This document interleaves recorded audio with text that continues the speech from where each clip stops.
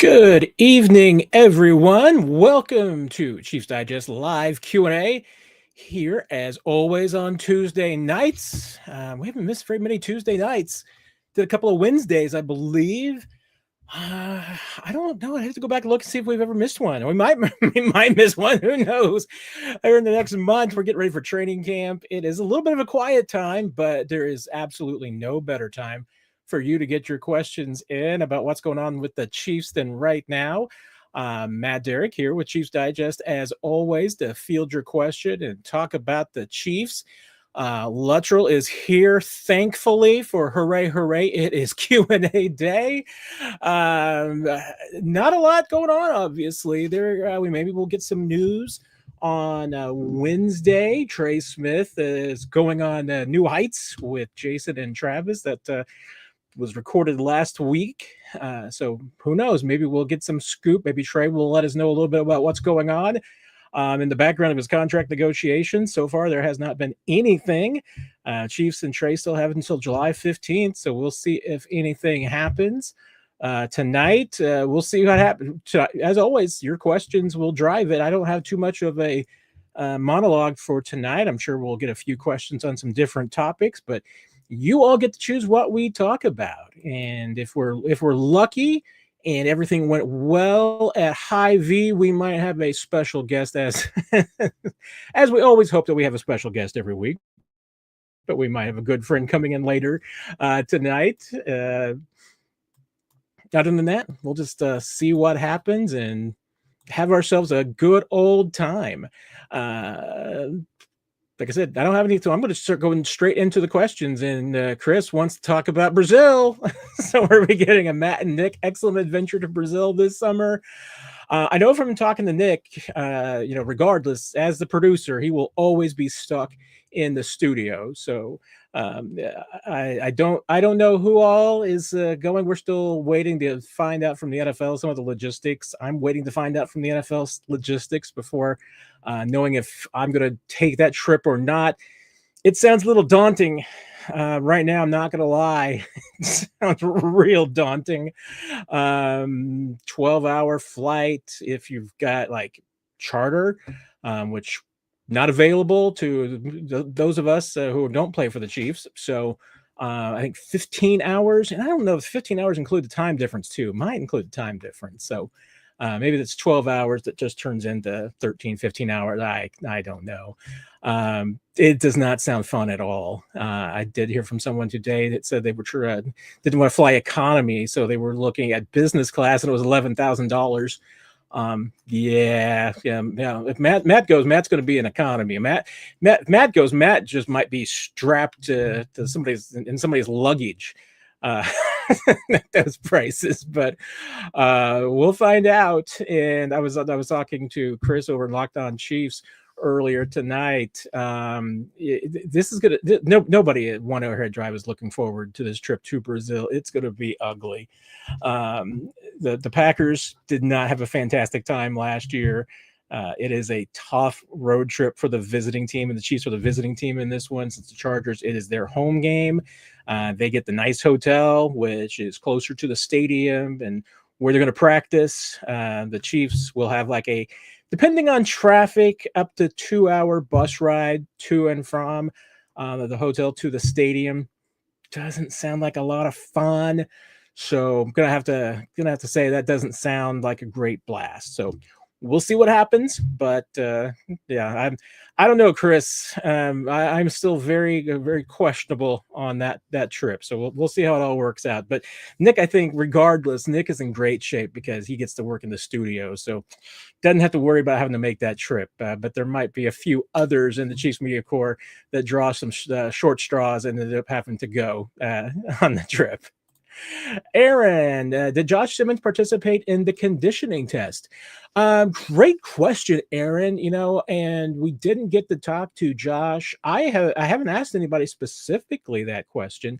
And to be honest, so I don't know. I don't know if he did or not. Normally, pretty much everybody does if they're a full go, and Josh was a full go there at the end of camp. I could understand if Jalen Moore did not do the conditioning test. That would not surprise me at all.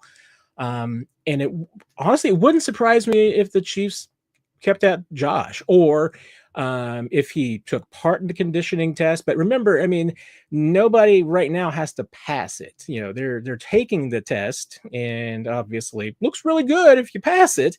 But this is really just it's a dry run. It's it's to obviously test your veterans, see what kind of shape they're in and everything like that. But more specifically, it's to let the rookies know what they are in store for, what they need to do to be keeping themselves in shape during the next few weeks so that they don't show up in training camp in a bad way. So it wouldn't surprise me if Josh didn't. I'll see what I can find out, Aaron. I'll ask around and see if there's any advantage. Anything I can find out about that. Like I said, it wouldn't surprise me if he didn't, but it wouldn't surprise me if he did. So it wouldn't surprise me if somewhere in between, and maybe he undertook the test, but maybe he tapped out. Maybe the coach just tapped out for him. You never know. So I'll see what I can find out for you and report back next week. And Aaron, you had a second question. You're gonna hit Nick's limit of 3 here.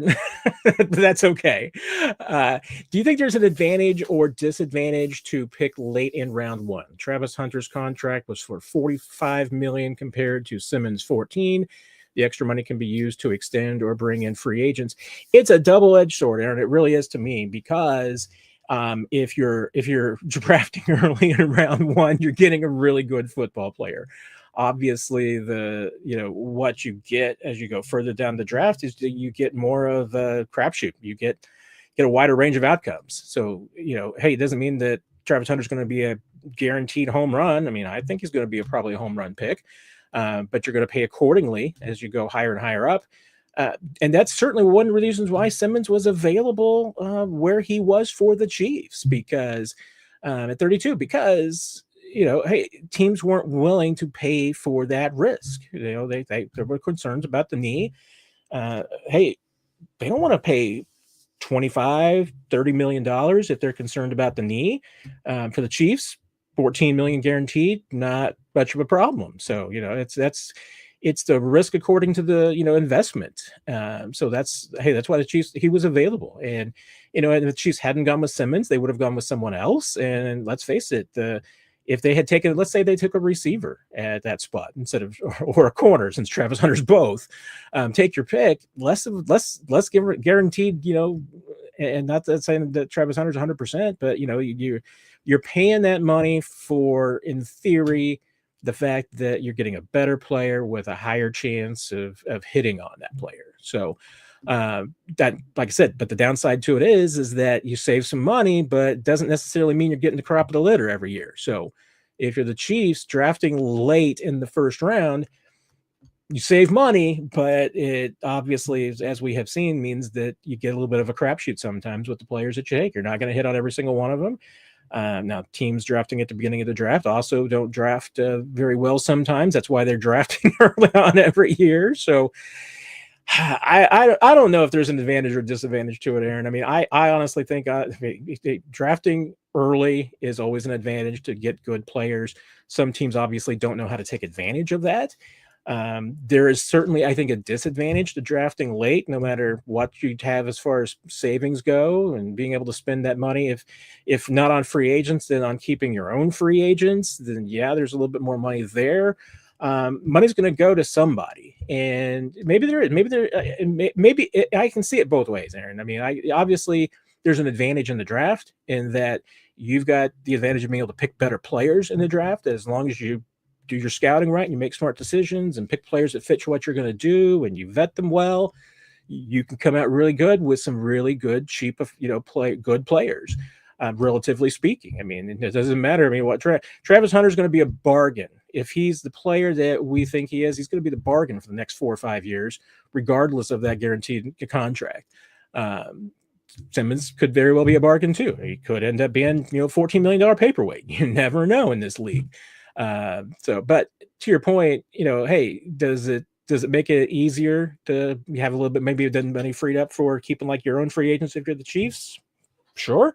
And in theory, if you're paying to keep free agents or acquire free agents, These are players that have performed in the past in the NFL, and therefore you feel like you've got a little bit more of a guarantee on your investment.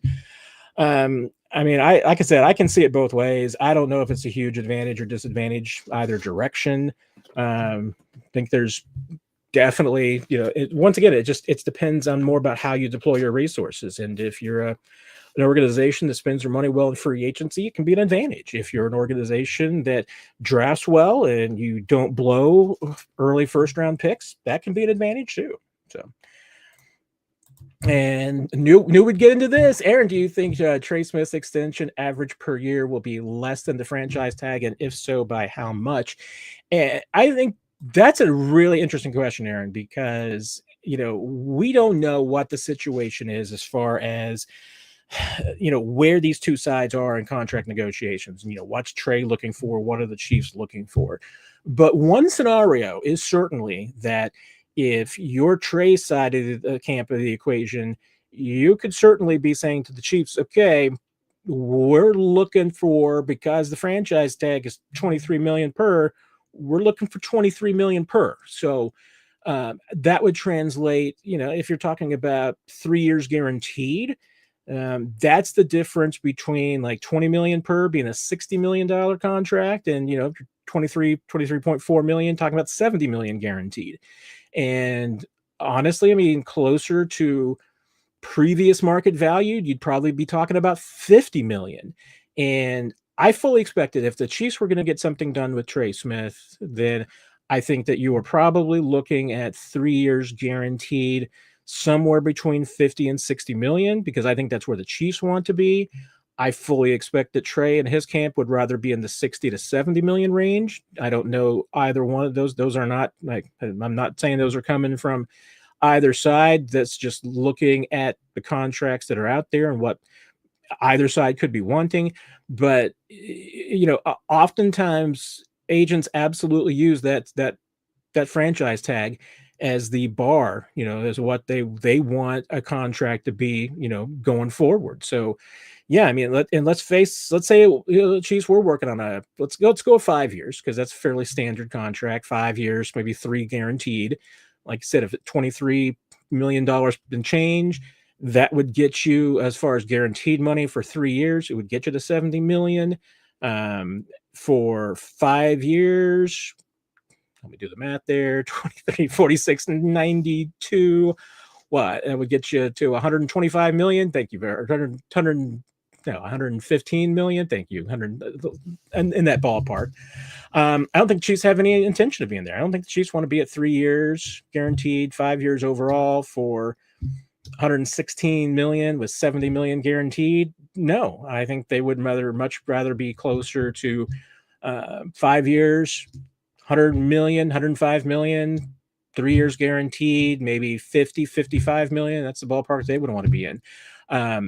Now, is that where both sides are? I have no idea. Neither side's been negotiating in public, been talking about it. So we don't really know where they are. But yeah, you're getting on kind of hitting on it right there a little bit, which is that, oftentimes the player side, the agent side, is going to use that franchise tag as a bar rather, for moving forward. So doesn't mean that, hey, if the Chiefs get something done, I fully expect that it would absolutely be north of 20 million per year. I would think it would probably be at least 22 million per year. I don't think the Chiefs want to get to 23, and you're like, what's the difference between 22 and 23 million? I mean, you're talking about $5 million per year. I mean, it's still significant. And then, if you're the Chiefs, it has more to do with the decision about whether or not you want to put that money up and that much into a guard going forward anyway. When you've already got a lot of other players to pay, you're already paying your center. I mean, I'll be honest. I mean, at this point, I think it's looking more and more likely like Trey Smith could absolutely play under the franchise tag. And when the Chiefs tagged Trey back in the winter and back February, March, and they made that decision, the cap going up was a significant change, because that made it so that the Chiefs felt like that if they had to pay Trey Smith under the franchise tag for 1 year, that they could. And what I don't know is I don't know that I see a really good plan afterwards. What's your plan for 2026 if Trey Smith plays under the franchise tag? You're going to go through this again, except now you've got the potential of, are you going to tag Trey Smith a second time? Are you going to then get something done? Because I'm not sure that if you're trying to avoid paying $23 million per right now, I don't see how you're going to pay less than $23 million next spring when now you've no longer got really any threat of, maybe using the franchise tag. You could use the franchise tag. There's also a possibility Trey might sign it. There's a chance that you might need to rescind it if you're not able to make a trade. There's a lot of different scenarios that go on next off season, all of which are difficult to navigate. So I just don't know what the strategy is and what the plan is if that Trey Smith does play under the franchise tag. I get what it is from the Trey Smith side. You're hoping to hit free agency next year and cash in, because if anybody can, if there's a competitive market for Trey Smith and he's healthy, hey, he's going to hit the bank. It's a risk, absolutely. That's why you got to make that decision. And hey, and maybe the Chiefs are fine, paying him for 1 year. I would worry that you're going to get into a scenario we're going to let him walk for a comp 3rd round pick, which I don't think is great value for Trey Smith, but maybe the Chiefs don't feel like the market is there for a team that's willing to give them much more than that plus pay Trey Smith. So are they keeping Trey just to keep, him around for one more Super Bowl run? And then, hopefully for the Chiefs, what they're planning is they're going to have Kingsley fixed on the left side. They're hoping they've got left tackle fixed. And then next year, all you're worrying about is right guard. I mean, one part of their scenario would be Jalen Moore's playing right tackle for them next year. So in theory, one place is just that, you've just got to get a right guard next year. Maybe that is their plan. But it just seems like there's a real good chance that you're walking away from Trey Smith without, a lot of return in value. So I know there's some other Trey Smith questions, and I am going to get to them, but I'm going to go over to Brother Rick, because I always try to get those super chats in when I see them, and occasionally, every once in a while, I miss super chat, and then I feel guilty all week long. Still feel guilty about that last week, JCP. So if you're around JCP, I'll kind of keep a lookout for you in the comments, because if you get a question, you get a free one this week. You get a free move up after you got kind of hosed last week. But Brother Rick, do you think Trey Smith, excuse me, I hadn't brought up Brother Rick's question yet. I'm sorry. Who's been repping at right guard when Trey Smith was out? In the practices that we saw, and remember, we were only seeing basically 1 out of 3 of the OTAs. So the 10 OTA practices, we got to see 3 of them. And the 3 that we saw, it was generally pretty much, and this is off the record, really, because those technical practices are technically off the record. So don't tell Chiefs PR to come in here and monitor my discussion. Don't tell Nick I'm letting the cat out of the bag. But it kind of is out of the bag a little bit anyway, so that's okay with me. But no, Kingsley was working the majority of the snaps at left guard. Mike Caliendo worked at right guard. There was a few times that they swapped, I think in one practice, but and 2 of those practices, I believe it was always Kingsley at left guard and Caliendo at right. Wouldn't surprise me in some of those practices that we didn't see if there was a little bit of swapping in practice, that they just switched from side to side. So I'm comfortable saying that the majority of the left guard snaps during OTAs when Trey was not there was Kingsley Suamataia. Right guard the majority of the time was Mike Caliendo. When Trey came back, Caliendo worked mostly left guard with the 2s, a little bit of center with the 3s. So gives you at least a little bit there. I mean, they're, like I said, I mean, we talked about, and the Chiefs and Andy Reid have talked about, and and Andy Heck got into it too a little bit. There's at least some of the conversation that there is a competition there at that left guard spot. So, it's not exclusively Kingsley Suamataia.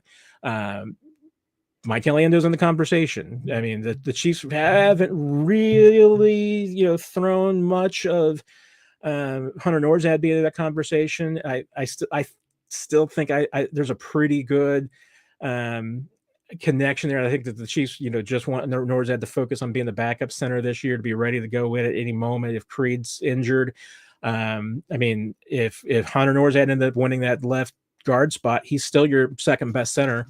If something happened to Creed, then you're moving Norzad from left guard to center and then bringing somebody else in at left guard, which Heck and Andy Reid don't like to do, but I think you do it if it's your best 5 in theory. But the Chiefs seem, I think that it's a foregone conclusion that Kingsley Suamataia is going to be your left guard, and Mike Caliendo will be your backup at those spots. Norzad will be your backup center, and probably your your kind of third string guard as well, backup behind Caliendo. Maybe he pushes Caliendo to be the primary backup at all 3 of those spots, but I do know that the Chiefs, want Norzad to be the primary backup for Creed Humphrey. So that may affect them just a little bit of thinking. But I think when we get to training camp, you're going to see, you probably see Caliendo and Norzad work at all 3 of those spots. But I'm expecting that Kingsley's going to do the majority of the work at left guard unless he struggles. And in that case, it's going to be his job. So hope that answered your question, Brother Rick. And then let's get back over. Hey, Andrew, my good neighbor Andrew in the conversation. Thank you. Yeah, I saw that, Justin. Tell you what, it's not a bad idea. I mean, it's in the State Department advisory is the be careful and don't wander off campus when you're in Brazil. So, well, Dog, very, very kind of you to say. I appreciate that, Dog, and hopefully, I figure probably talking mostly about Nick, and so hopefully Nick's got time to join us later tonight. And I don't anybody else get the Hoy Hoy reference? I mean, I hope somebody does. So I like that, Justin. And there's actually a lot of ways that the Hoy Hoy reference can go. So. Yeah, I saw Andrew was asking about this too. When are you expecting Trey Smith's deal to get done? Here's the at this point, let's face it, July 15th is the deadline. If you don't have a deal done by July 15th, then you can't negotiate during the season. You're gonna have to wait until after the season's over. He's got to play on the franchise tag. Once you get past any arbitrary early deadlines, and Friday was, Thursday, Friday was kind of an arbitrary deadline for me because the Chiefs, when they talked about getting an extension done with Trey Smith, and and the Chiefs have talked about it. So this isn't just a case that, I think where you're saying that the Chiefs, have decided a long time ago that they weren't going to get a long-term deal so much with Trey Smith and were planning on him playing under the franchise tag. They just accepted back in February and March that they could keep him on the franchise tag, not that they wanted to. So I think that's one distinction right there is that, the Chiefs all along have been saying that they want to get the deal done. And like I said, when I asked about what their expectations were when something would get done, I was consistently told spring and the end of that mini camp. So that's why, to me, Friday, was really the soft deadline for getting a deal done with Trey. Now you got a hard deadline. July 15th is that deadline. Deadlines make deals. So, hey, could this come down? I'd be surprised at this point if something was done before the 4th of July. It could happen. I'm not ruling it out. I think there's a much greater chance after the holiday and before July 15th. So you got that obviously 10-day window after the holiday where you could get something done. So could it happen? Yes. And that's where I think it would be most likely. It could obviously happen out of the blue at any moment. But if it's going to get done, I think that's probably the most likely window is right between the 4th of July and July 15th. I'm still not convinced it's going to get done. I'm like maybe 60-40, as in 60-40, 60 in favor of the tag, 40 as far as getting an extension done. Not to me clear cut either way. And, part of it is just that we just don't have a really good read on this because neither side has gone public. Neither side is complaining about anything at this point. I'm surprised it's gone this far. And that's the only thing that sticks to me is that it's like, okay, if this process is going to go this long, what's the holdup? What's keeping, from getting a deal done? And the easiest answer about why a deal's not done is that these two sides are just too far apart. Earlier, you had excuses. You had excuses that, hey, both sides were getting ready for the draft. Trey's got a big agency, so they got a lot of clients in the draft. So I could understand that. But draft was a while ago, and undrafted free agents have found their home. So there's not a lot of other free agency going on. Nobody else has had anything else to do. So you had few weeks where there was time to get some things done, and that was the time to make some hay, and it didn't get done. So now you're at a window where, once again, people are on breaks. This is when people in the NFL take their vacations, they go away. So there's not a lot of people in one Arrowhead Drive right now. Not that Brett Veach can't negotiate contracts from vacation, and NFL agents can't do it, but it's more likely to get done when they're back in the office. So that's why I say, to me, not that it can't get done, but I'm just not expecting to hear anything until July 5th, unless it's just that one side finally comes out. Like I said, we hear something on Wednesday from Trey Smith on New Heights when he's talking with his interview with Jason and Travis, that, we hear something from him then. So, Scott, where would Trey Smith rank in the NFL at guard? I mean, I've got him pretty high. And obviously he hasn't been an all-pro, so there will be people who will tell you that there are better guards in the NFL. I mean, I personally think Trey's one of the top 3 or top 5 guards in the NFL. He's probably, and even if you're more of a doubter of Trey Smith, you're going to say that he's going to be he's probably going to be the end up being the highest paid guard because he's just hitting free agency at the right time. I mean, right now, and he's the best guard that's trying to get a contract. So that's why I'm trying, I'm in off-season brain right now, Scott. So I'm trying to think about rambling off the top guards in the league, the guys that I think are better than Trey. So I'm trying to get some, Quentin Nelson's still pretty good, but Landon Dickerson, obviously, I'd probably rank ahead of him. Chris Lindstrom. I mean, Joe Thuney is great. I honestly think that last year was maybe the first year where I'd say that Trey was just as good, if not better, than Thuney. Quinn Miners is obviously a really good guard. I'd put Trey in that conversation. Top 3, okay, maybe not. I think there's a couple. I'm not sure that Quentin Nelson is the guard that he used to be. I'm not sure that Joe Thuney is the guard that he used to be. So I feel like you could make a case, I think, for Trey to be in that top 5 for sure, but that's up to you. So let's see. I skipped a couple of questions, so I am going to go back and catch up now. So I apologize. I know. I'm just the constant disappointment to everyone. I'm a constant disappointment to Nick too. So,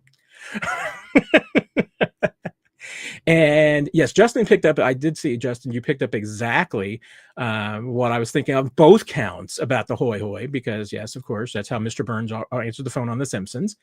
And yes, Alexander Bell wanted it to be that way, but I'm trying to remember, I think it was Edison that suggested saying hello, because that back in the day, hello was just like an exclamation of surprise. Like if I said, hello, there's Nick Jacobs, that would be just like, surprise, Nick Jacobs is here. But then they start, and I want to say that I don't think I'm imagining that. I think it was Edison that suggested that hello, and that yes, Alexander Graham Bell wanted to say ahoy hoy, but that's why we could be all saying hello ahoy hoy when you're answering your cell phones now, which would make to me absolutely zero sense. So I was making all those little sly Nick Jacobs references because Nick is going to be joining us soon. So I just wanted to let you know. Oh, I should change the graphic too. I can do that, Nick, because I'm pretty fancy. Let's just make sure that I'm clicking the right one, because if not, it's going to say we're going live with Omar Norman Lot. Let's see. Is this the right one?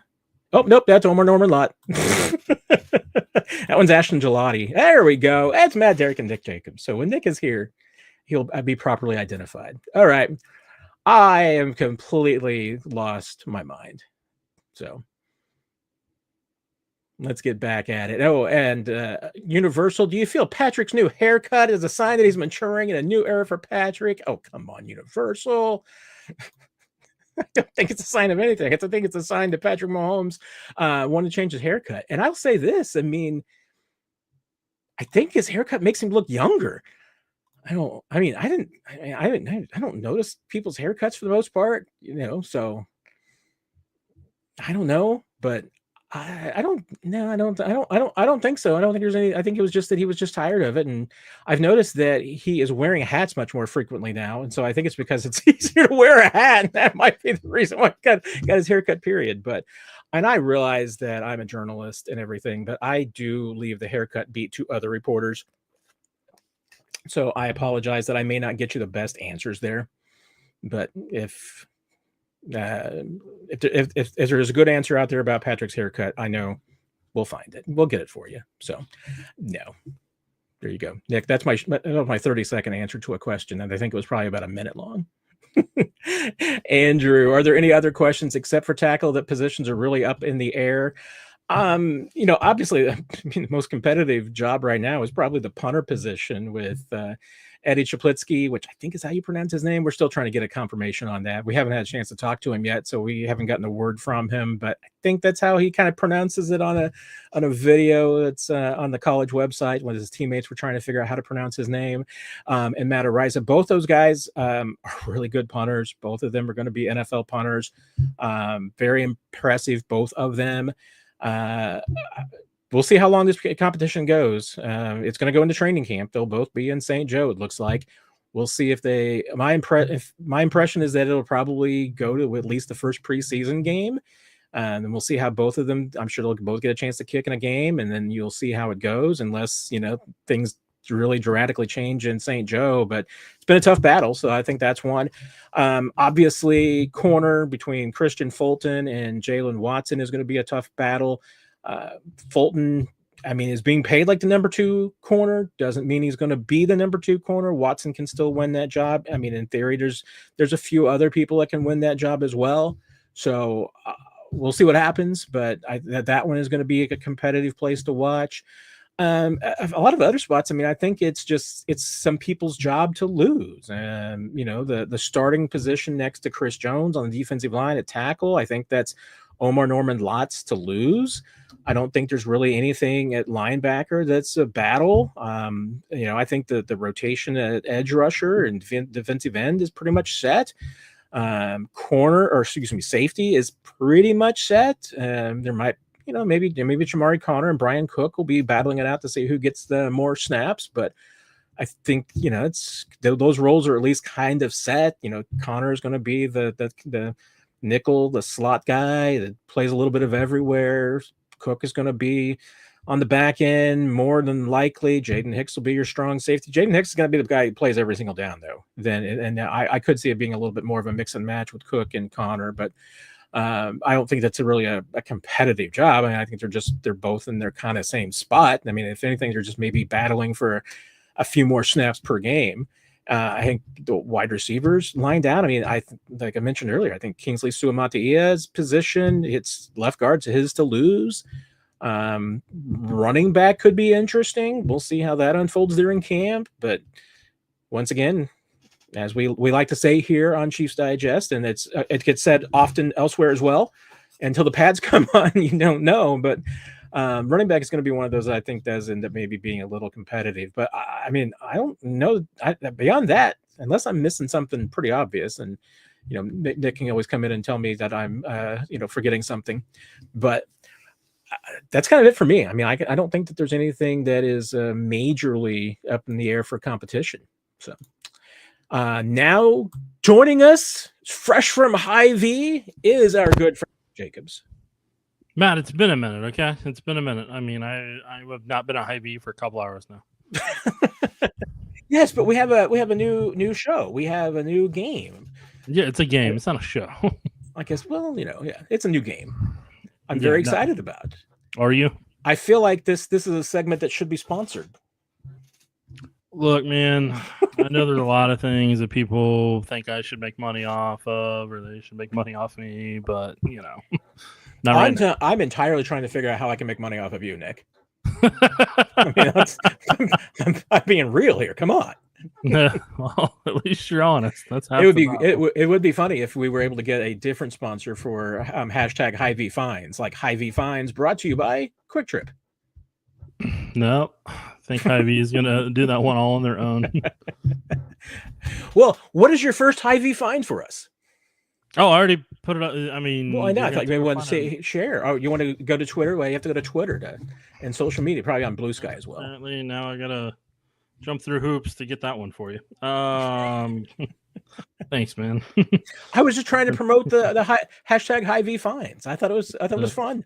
Well, now I got to stall here, Matt. If you want to answer our question as we stall on Hy-Vee finds now. Oh, we can definitely go to a question. I can tell you're not a. I can tell you don't produce a TV show because you would have had this ready. I mean, we can identify a lot of. I mean, there's a lot of things you see here on the live stream that will definitely be indications that I do not produce television. So yeah, well, here's one shining example. I mean, the last probably 10 minutes have been a pretty good example. People want visuals, Matt. They want excitement. Okay, they want to feel the energy. They do want to feel the energy, and I'm all about I'm all about how the sausage is made. So see, I'm like a junior Pat McAfee with a cleaner mouth, because and clothes that cover my arms, because I'm fine with showing how the sausage is made. I mean, now granted, I do a really good job almost week to week on making sure that you can't see the treadmill that's just out of shot in my office. Well, that's good. You know? But I was once again self-critiquing some recent broadcasts. And if I was looking at 41 as the mic. You're watching tape of yourself, are you? I was watching tape of myself, which, as you know, I tend not to do because, one, I hate my own voice, and two, I hate how I look. So watching and listening to myself do anything is, I mean, it drives me batty. One of the great things about, like having AI transcription now is that I have to spend less time listening to my own voice ask questions, which is great because I hate the sound of my own voice. But I was watching 41 as the mic from Sunday, and I just noticed that I tend to look nowhere where the camera is. And it was just like really obvious. So I changed the camera angle so that hopefully I'm looking at the camera more. And even if I'm not looking at the camera at that particular moment, hopefully I'm at least looking closer to the camera so that it just doesn't look like I'm looking 3 feet off to the right or something. So, yeah, we can. I see the comment section is going wild for Spider. Look, he doesn't live here anymore. Okay, he got the message. He got rejected from being on the podcast, so the Spider is not around here anymore. I'm sorry. So we can let that one die, move on with our lives, and never talk about spiders again. The Spider doesn't live here anymore. That's my mistake for not cutting that out of the podcast, and I will now know in the future that needs to be gone. I mean, that was one of the best moments in, podcast history. So in podcast history, you watched every podcast in the world, Matt. Every podcast in the world. Herbie Ethiopia would be so frustrated with you right now. Because Herbie's the one I heard Herbie's in my head whenever I said when I was saying that. All right, are you ready for the game called Hy-Vee Finds? Yes, and WMB, we're going to get back to your question later. I apologize. All right, Matt. Well, you started the game. I found the result. I did. So, I Matt, did. Let's pop up the first one that's called Yellowstone. Oh, hey, there it is. On this edition of Hy-Vee Finds, the number one thing we found at Hy-Vee today was Yellowstone seasoning for $7.99. Yellowstone, they have 4 different types. Yellowstone, it's a way of life, it's a television show, and it's also now seasoning. So you can season your life with Yellowstone skillet butter and herb, which was recommended by a coworker after they saw this on the old Twitter. Then the other one is cattleman steak, which I hope you put on, steak, because if you put it on bratwurst, that, defeats the purpose. Then the next one, smoky bourbon, I believe is what that one was. Smoky bourbon, yes. And then the final one was the cowboy barbecue. So if you want to live like Kevin Costner or Beth or Rip or anybody on the show, if you buy seasoning, you get one step closer to the life. But there was not a train station seasoning, and you do not beat me to it. You do not want that in your life if that is the case. Matt, let's go to number 2 on our Hy-Vee finds for Tuesday. Oh gosh, we do. I mean, this is the most graphics I've ever seen in one presentation here.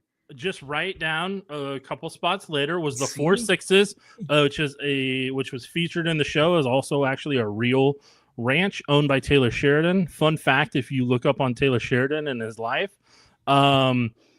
he's basically unofficially propping up Paramount streaming with all the shows that he does. For people that don't know, Mayor of Kingstown, he does that one.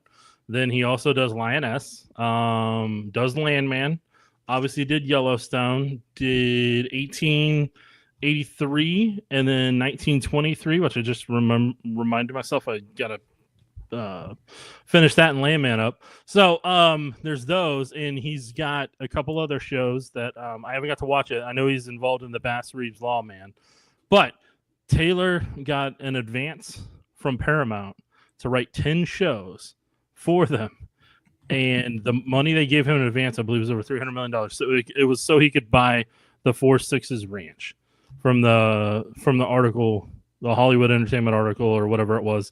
Might have been Variety, Vanity, I don't know, but it was something that is Hollywood related.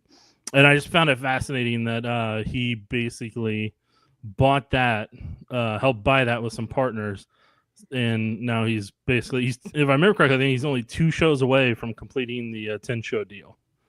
So the 4.6s, it says at the bottom, it says on the bottle, it is something like, it is ranch tested, cowboy approved.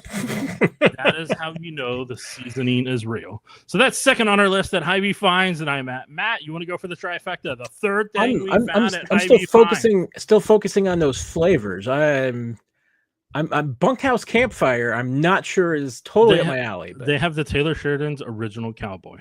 But I'm going with the smoky apple for sure. One of them I saw had like a jalapeno blend to it, and I looked at them. I was like, maybe I put one on a burger, and then I just saw them. I was like, those have a lot of things that is not in my wheelhouse right now. It's like a cowboy camp burger. Bunkhouse Campfire, smoky maple.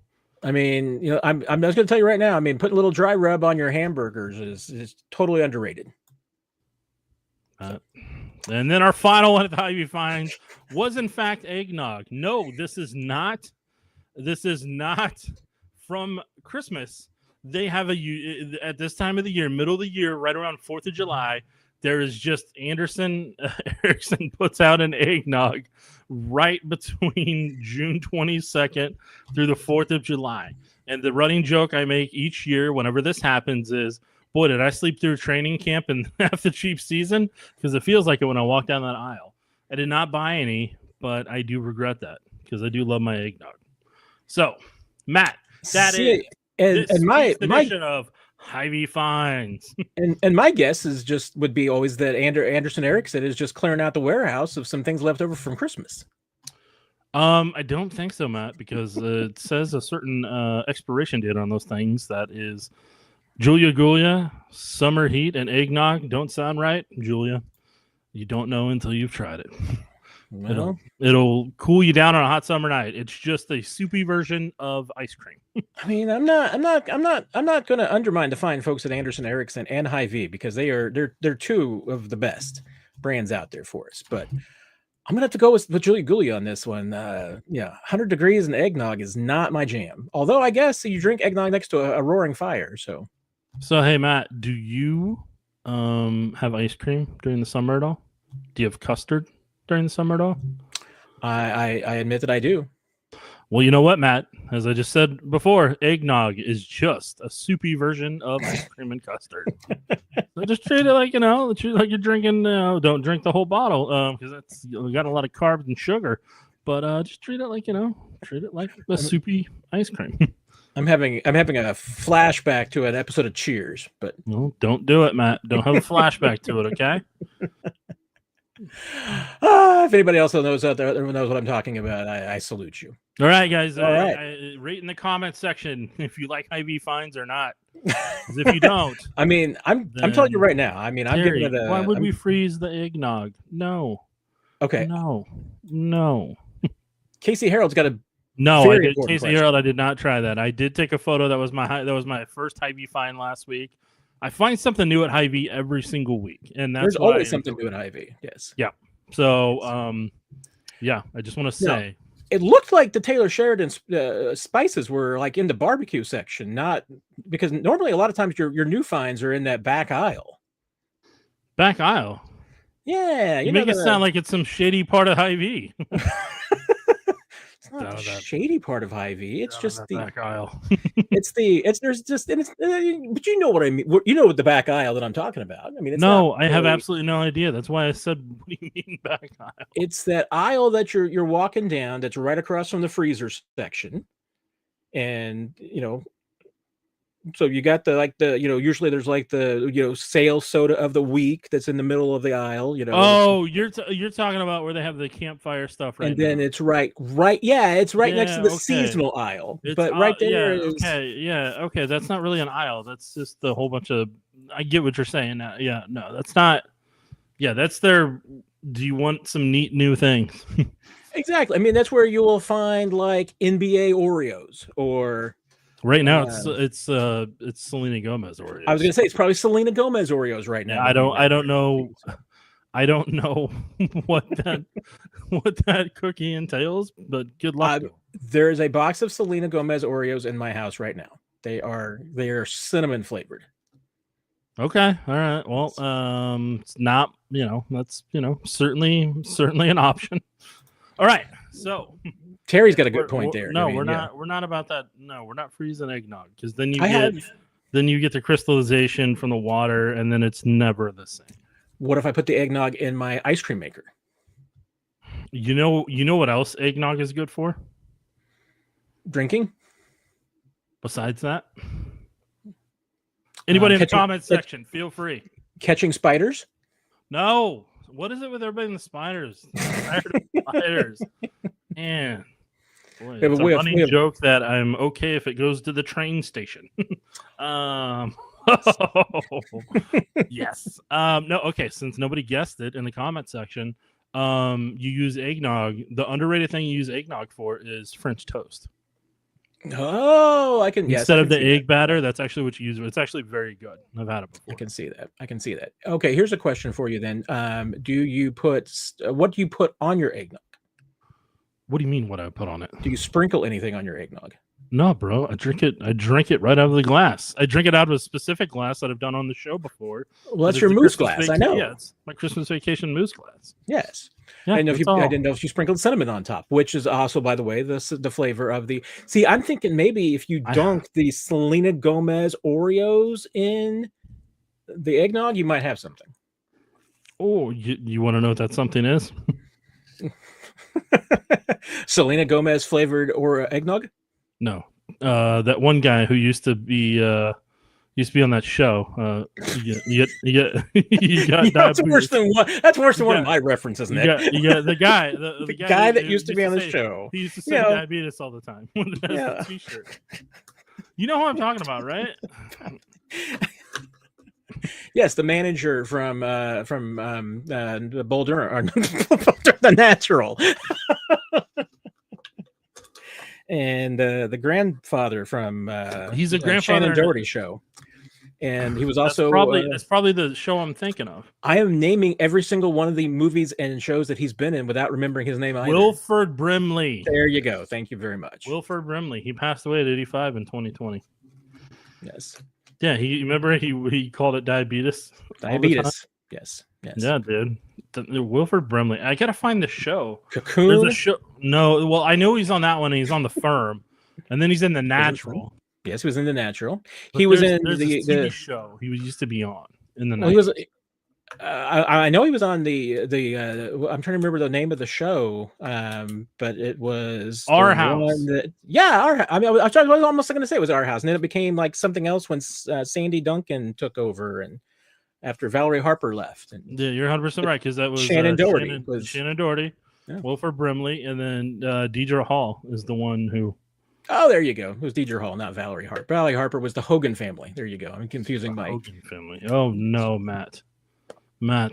Yes. You're better than that. I am better than kidding. That. Guys, look at all we're accomplishing that has nothing to do with Chiefs. And see, people are here for this. See, so finally tuned. Come on, people. I mean, there is a little bit of concern for me that maybe finally tuned is saying hit the like button so they'll start talking about Chiefs again. but I appreciate this finely tuned. See, no, we're not saying that. So no, but Matt's And- trying to throw an additional, buffet of carbs and sugar in there.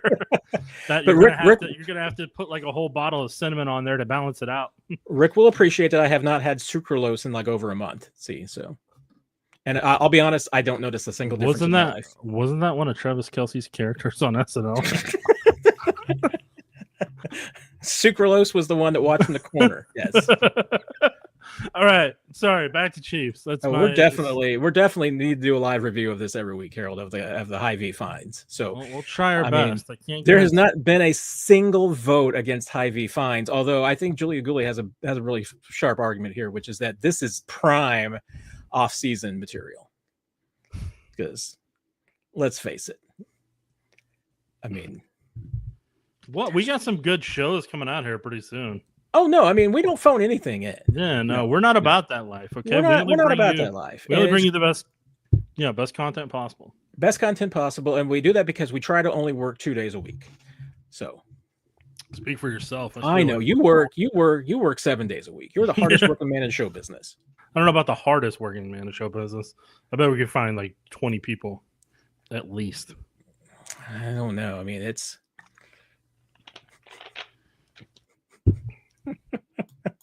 Oh, you all are cracking me up. I'm trying to do a better job of reading the comments. So I was proud of you for being in the moment whenever we talked about eggnog. I'm trying. I mean, this is. I mean, once again, it's like we were all in a room together. We're watching film now. We're watching film and trying to break down all the things that I do that I'm not trying to break the show. So eye contact and looking at this, things better. We're trying to work on that. I do think the camera angle is working. I don't know if it's makes me look less weird, but I mean, what question are we on? We were on. You know what? I think I even asked this before. Is it W and MB or is it Wand MB? I mean, it sounds like a website where you go find stuff. Granted, Wand or W and MB asked this question 41 minutes ago, so it might not be here anymore. But if you're still around Wand MB, just let me know. Is it Wand MB or W and MB? And then remember, I saw he's here. We call him Pano, but somebody in the comment section is very upset and is very upset that they feel we pronounce it wrong. But we're only going to listen. We're only going to listen to Pano or Pono. You just got to tell us which one you want to go by, and that's what I'll try to remember in the weeks ahead. And and drive Nick crazy by putting question marks in front of your answer. That won't drive me, Matt. You're trying to make me sound like this evil villain.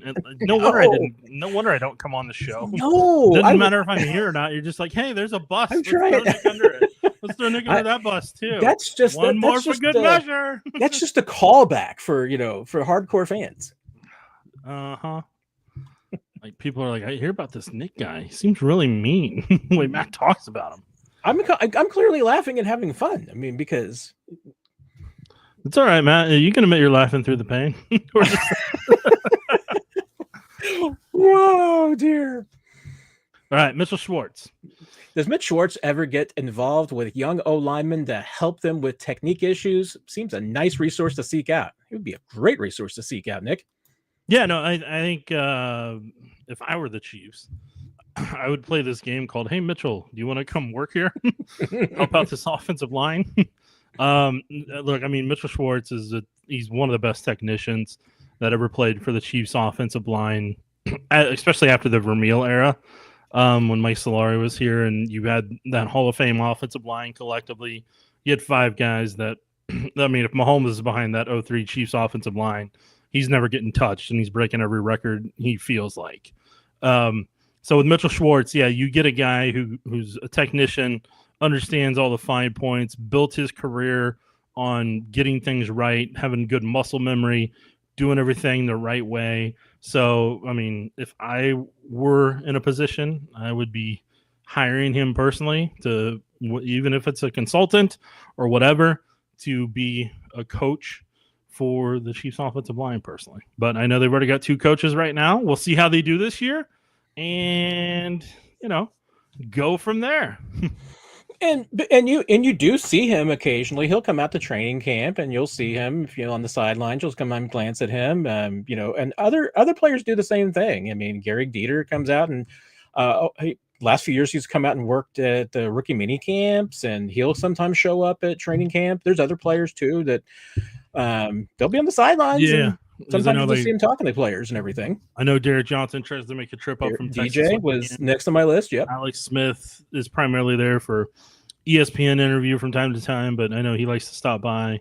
And I think Sherman may go with Dieter from time to time. So I can't remember. And then obviously all the Chiefs ambassadors are up there as well.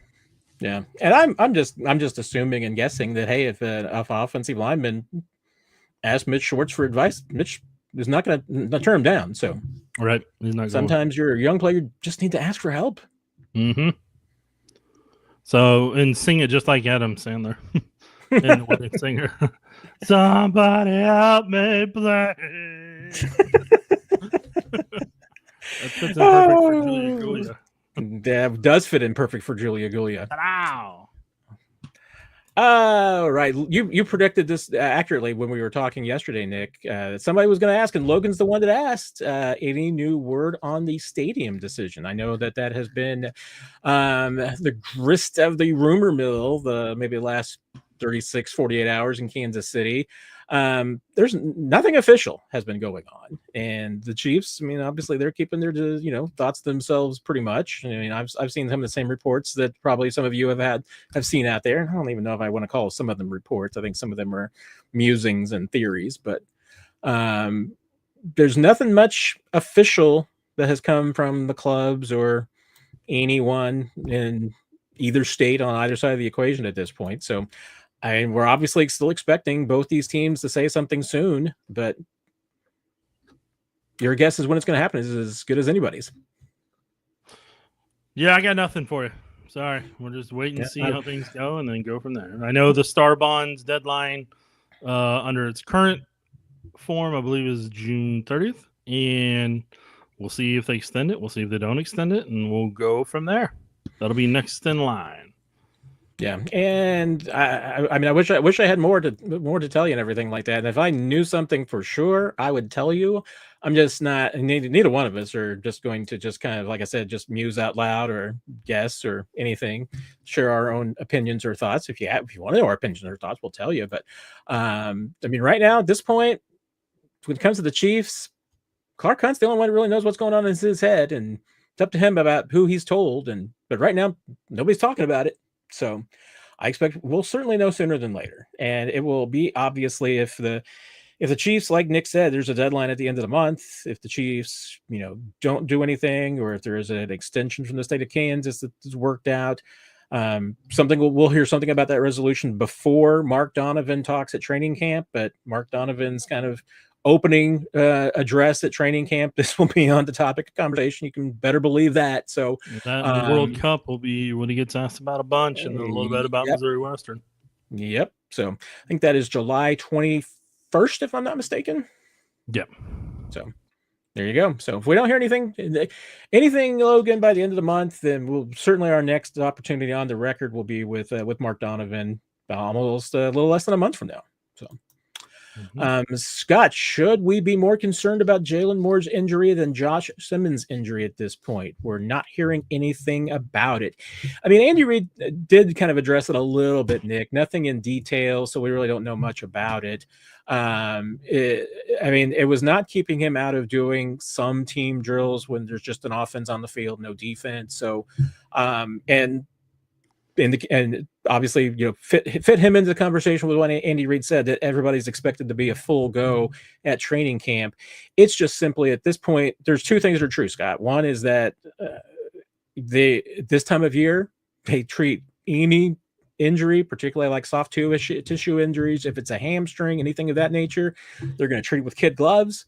And two, if it was serious, he wouldn't be out there doing anything right now. So I'll even throw a third one in there, which is that for his injury to happen at the exact same time that Josh Simmons was getting the approval to ramp things up, it actually worked out pretty well for the Chiefs because they were able to give Josh Simmons more work without having to expose Jalen Moore to more injury. All right, 30 seconds or less right here for me. No, I'm not worried about Jalen Moore. He was out there doing some work there during mandatory minicamp, and they had him out there. So I'm not worried about that. Josh Simmons, we'll see what happens when the pads come on, how he's able to drive block, how he's able to reach block, how he does on that front. But no, Chiefs are going to be cautious with Jalen Moore, like we talked about on the podcast this past Sunday, and they're not going to push it past any boundary that they have to. And that has been less than 30 seconds. See, that's why Nick is a television producer. I try my best. Oh man, I missed. Once again, I'm just terrible at my job sometimes, Nick. I missed Aaron's question from earlier. I skipped over it on accident. Who's the funniest guy in the locker room? Do you have a nomination for funniest? I guess guy. I'll be more specific in my request to you, Nick. Any funniest player in the Chiefs locker room? Yeah, I mean, I know that one day last year when Chris wanted to do that report. Do you remember that one? Yes. when I was when Mackenzie and I were out there with the camera, and Chris wanted to do his own report, and I put it together for him, and it aired in our Chiefs pregame show before they played the Atlanta Falcons on Sunday Night Football. That one is pretty funny. I mean, Andy doesn't get to Andy Reid doesn't get to showcase it as much. But Andy's actually really, from what I hear behind the scenes, he's actually a really funny guy. He has a very dry sense of humor. So, but in front of us, he just he has a certain boundary. But I've heard from people he's very funny. I've heard his impressions are quite funny and amusing for everyone. So I mean, I'll find the Chris thing here in a second. Chris kind of was the first thing that pops up to me because Chris, when he wants to be an entertainer, he can entertain. He's a funny guy, especially when the camera's not on. I'm trying to. Well, because he can. Like you're not even seeing his best stuff. I mean, don't get me wrong. He's funny, but like he's even more filtered when the camera's not on. There's that. Let's see, Matt. If you can think of anybody, go ahead because I'm going through the locker room in the order of last year. Yeah, I'm kind of going through too. I mean, and. I'm trying to think if there's any. Colquitt used to be when Colquitt was in there. He was funny as heck. Winchester can, when he's not busy, he's pretty funny too. He's entertaining. Yes, I'll tell you. You know what? I mean, Mike Pennell is actually incredibly. Mike Pennell is really funny. Incredibly funny. Mike Pennell will crack you up. You know, Marquez Valdez-Scantling and McCole Hardman could actually be pretty funny too. You mean together or like separate? Both. I still remember when they were shooting hoops there at the rim and everything, and it bounced off and hit MVS in the head while he's doing an interview, and he's like, "Hey guys," he just looked over and said, "Guys, no more." Poor guy. Man, I mean, Patrick has his moments. Yeah, I mean, at the podium, yeah. He's not the funniest guy in the locker room, but he can have his moments. Well, Patrick's got a lot going on in his head during the week. Like, so you know what I'm saying? Like, I mean, yes. Once the football season's not going on, I have no doubt that like he's completely different, and especially if the cameras aren't on or around, or he's not, having to do all that. So I have no doubt he is. And then I'm expanding because you mentioned Andy Reid, and I was expanding to talk about the funniest guy. I'm expanding that now, Nick. Spagnuolo can be funny at the podium, let alone. Oh yeah, you can. He was great on New Heights. Dave Merritt can be pretty funny too. Yeah, Dave can. Because I'm trying to think over in the offensive line area. Like, I mean, the offensive linemen that I chat with on a regular basis, they're all gone now. So, and I mean, the offensive line guys, I mean, they live up to the reputation, which is that's pretty much the smartest guys in the Chiefs locker room as well. There are individually some very smart guys in other parts of the locker room, but collectively, the offensive line guys are pretty smart. And so as a result, they're kind of nerdy a little bit, Nick, but I mean that in a good way. Trey McDuffie, he can be entertaining. Jaden Hicks is still getting comfortable in the league and always having a camera ask you questions. Like that can be a little He's kind of quiet around us, but I hear Deion Bush is really funny. I can see that. Oh, why am I? You know who's going to be really entertaining, especially when the camera's not on in the locker room this year? Who's that? Gardner Minshew. Oh, I can't wait for Gardner. Yeah, I need to have like being able to talk to him when the cameras aren't on. Like he's gonna be. I guarantee he'll be. Everybody will be wanting to talk to him in general, not even about football. We had to ask him about the cattle farm. Exactly. Whatever he's gonna ask him about.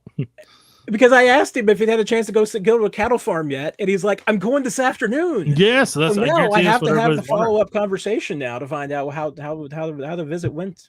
Yep. And if he found out, whether it's cattle ranching or cattle farming, and what's the difference. And hey, I now know a little bit about, because there are both. So there's a difference between ranching and farming when it comes to cattle. I'm trying to see if I can find that Chris thing. I'm gonna have to remote in real quick. So I was going to say that add one more to the list. People with sense of humor behind the scenes that you don't know about. Cale Kirby, assistant equipment manager. Because if you see any of the goofy things that come out and everything like that, Cale is sometimes behind them or deeply involved. Mm-hmm. So, like the fact that Patrick Mahomes has a State Farm little name tag in his locker, and Travis Kelce has a State Farm, whatever his State Farm name is, because he's Mahomes and Maato, Travis Maato. Yeah, And he also has Wolarski in there. That's all Cale. I'm just being honest with you right now, Matt. I am I'm on the internet. You're dialing in. Yeah, that's the best way to put it.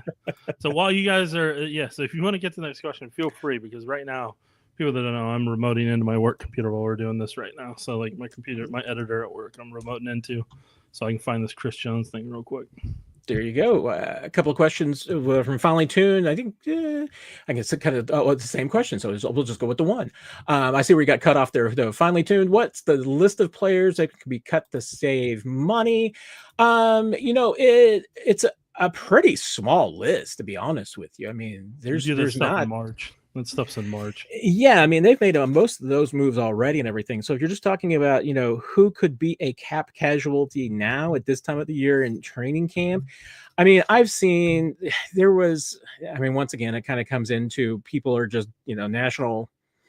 I wouldn't even know if some of these are right, or sometimes they're aggregators and everything, bless their hearts, just trying to come up with some content. There was one that said, Kareem Hunt could be a surprise cut for salary cap. No, I mean, it's entirely possible Kareem Hunt could be a cut. I mean, maybe he's gonna just hit the wall 1 year and not have it anymore. But he's not making any money, so Chiefs aren't cutting Kareem Hunt for salary cap purposes. They're not going to really save anything.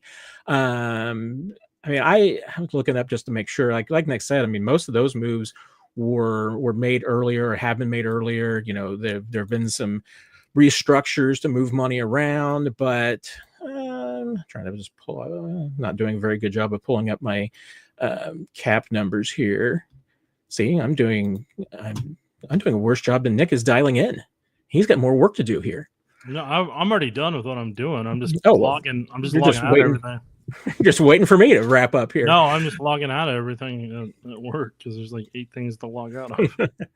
Yeah, look at it. I mean, I'll be honest. I really don't see anybody that I would say, hey, here's a way that the Chiefs could get cheaper and save some money. I mean, there's really not. I mean, some of the ones that you would circle and everything like that have dead cap. I mean, Drew Tranquil's got a big number this year, but he's also got a bunch of dead cap, so that doesn't really save you any money. And I think the Chiefs want Drew Tranquil, so they're not walking away from him. Then you get down. I mean, once after that, I mean, there's not a ton. I mean, you might have some small decisions to make when it comes to, hey, are you going to keep a Jack Cochran on the roster, or do you want to go with a Brandon George? I mean, there'll be some small. I mean, but it's going to be more like that. It's if there's anything left to do. There's nobody I would really say at this point, Finally Tuned, that would say, hey, here's a guy that really needs to have a good camp, or the Chiefs are going to walk away because he's making too much money. I mean, there's really not anybody that, to me, fits into that category. So.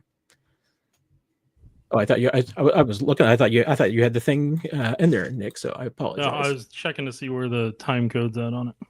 Oh, there you go. And then I got lost again because that's what I do.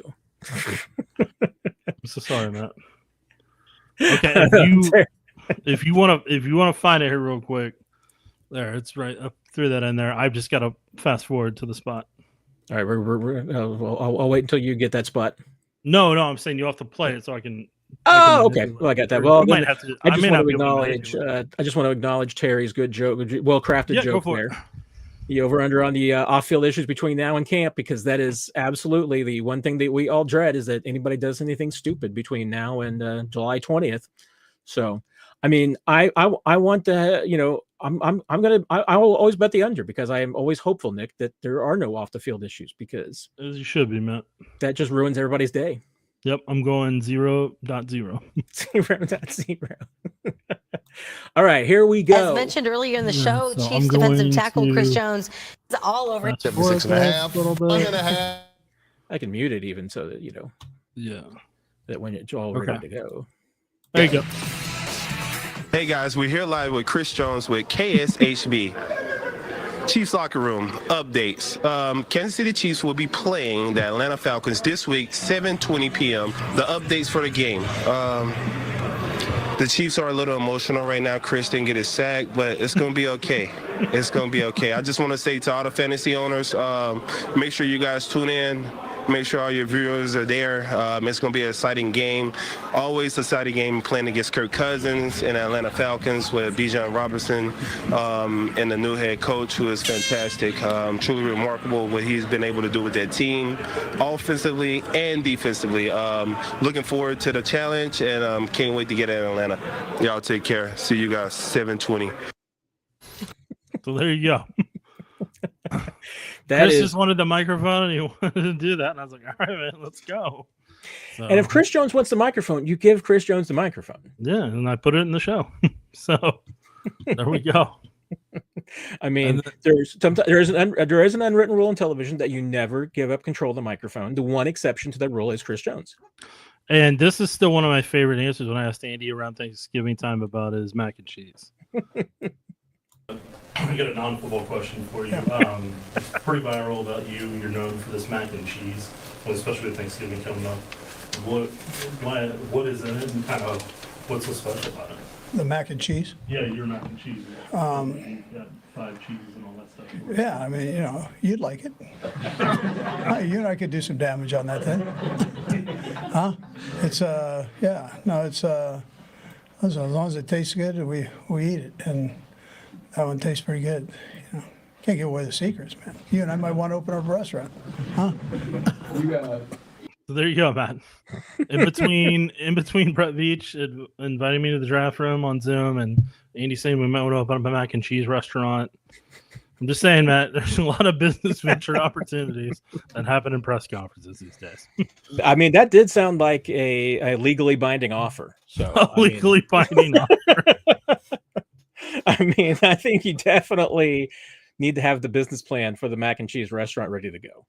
All right. Sorry, we wandered off. We're back now. Let's get back to the questions. Terry wants to know, where's Hunter Norzad? I mean, he's there. I kind of alluded to earlier. I mean, I have my it's not really a conspiracy theory. It's just a theory that, I mean, I think the Chiefs want to make sure that Hunter Norzad's just ready to be their backup center this year and not worried about anything else. He might, I think he deserves to be in the guard conversation, but Chiefs, I mean, like we talked about, Kingsley Suamata'i that's his job to lose at left guard, and Trey Smith's going to be your right guard.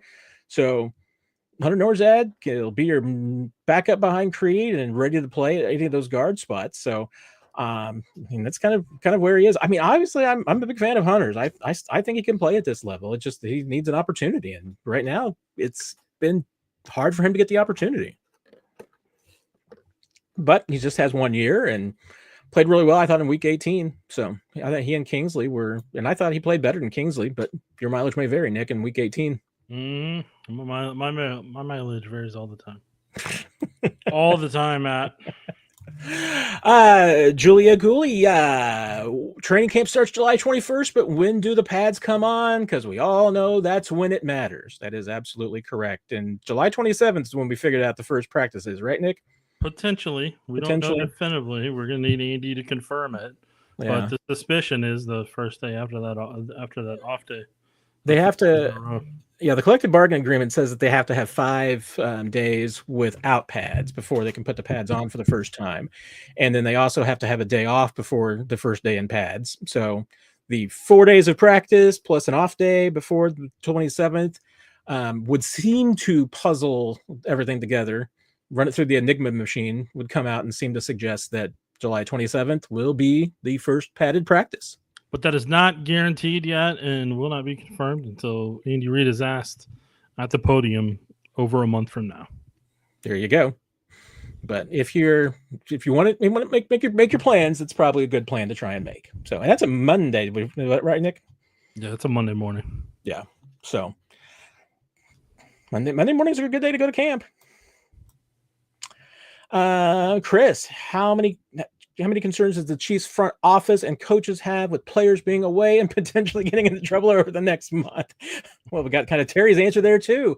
I mean, come on, Chris. People putting the bad vibes out here. Man. I know you're kind of, running the risk of some bad mojo here.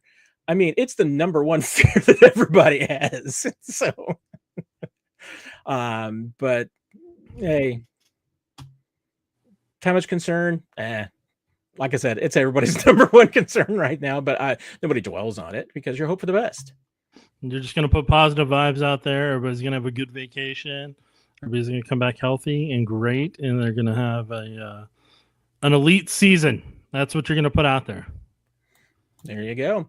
My neighbor and also lawnmower, if anybody in the Liberty area needs someone to mow their lawn, and Andrew is your guy, I can hook you up there. So does he have that on a business card? Andrew is your guy. He's digital. I mean, it's all online, Nick. So go on Facebook, and that's okay. That's where it all happens. He's got a Facebook page that says that. That's awesome.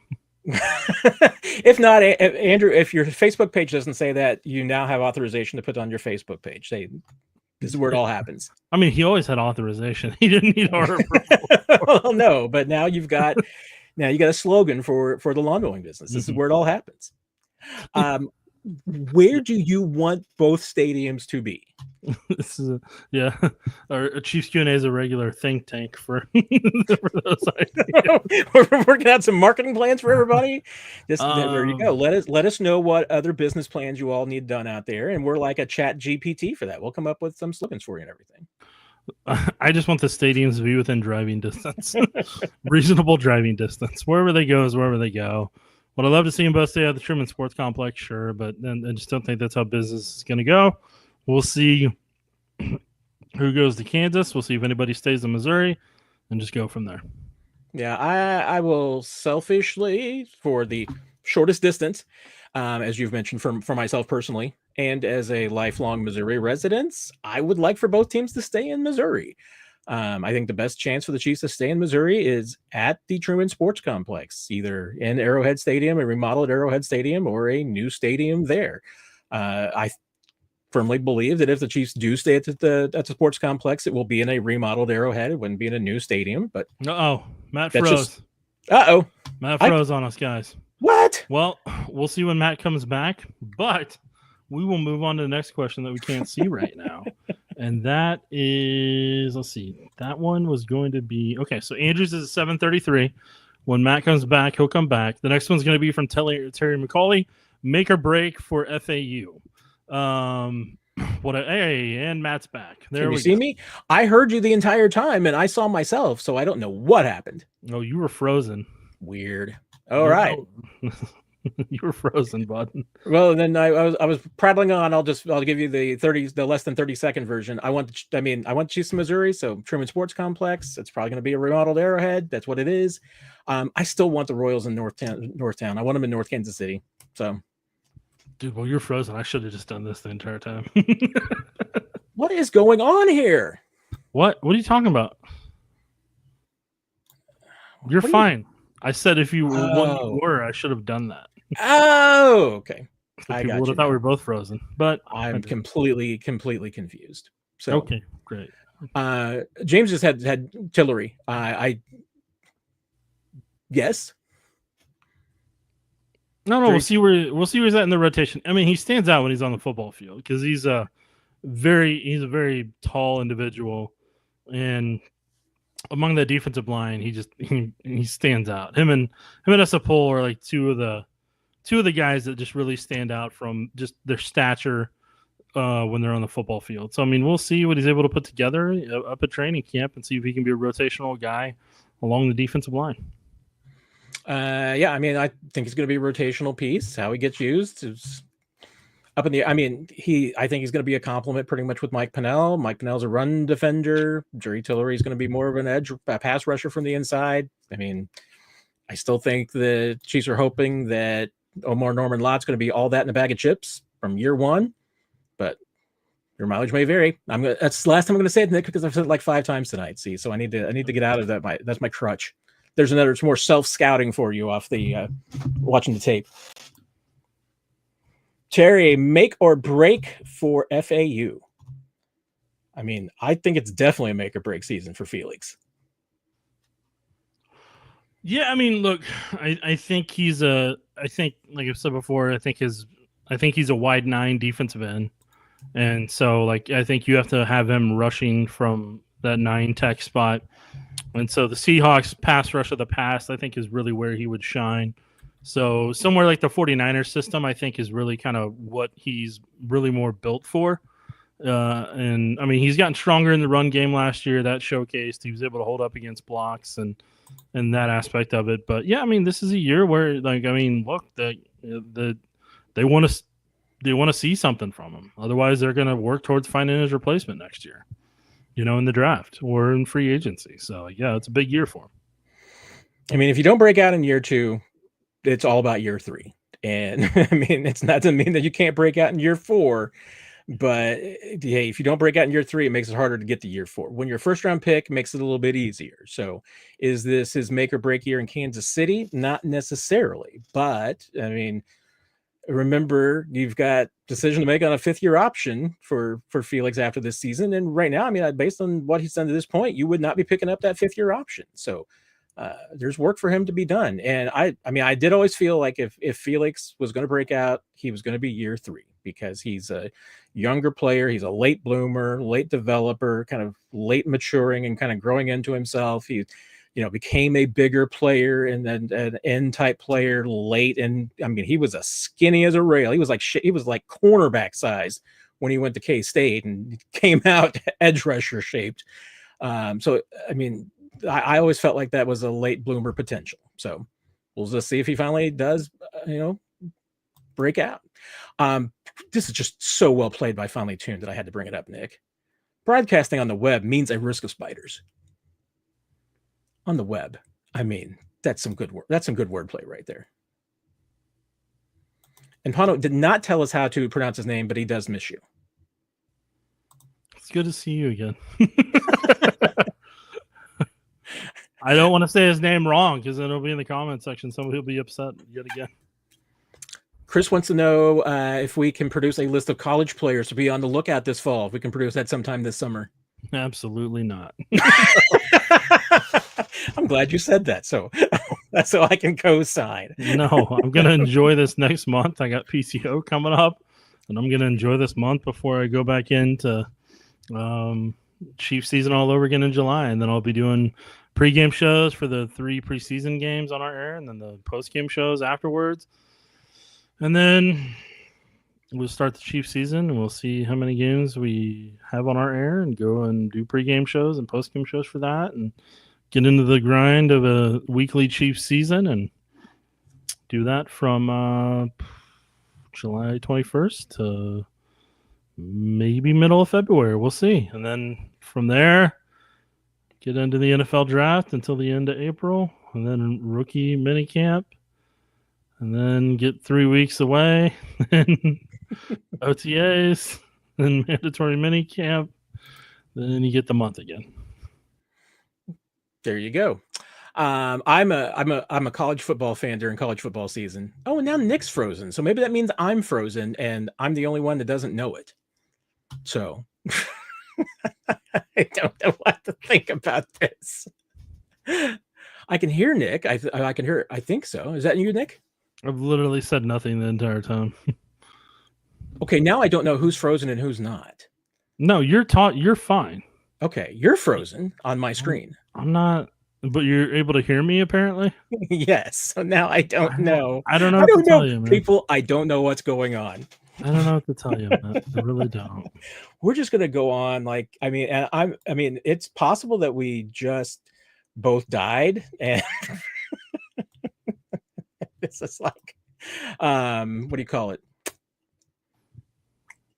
Yeah, it's like an M. Night Shyamalan podcast here.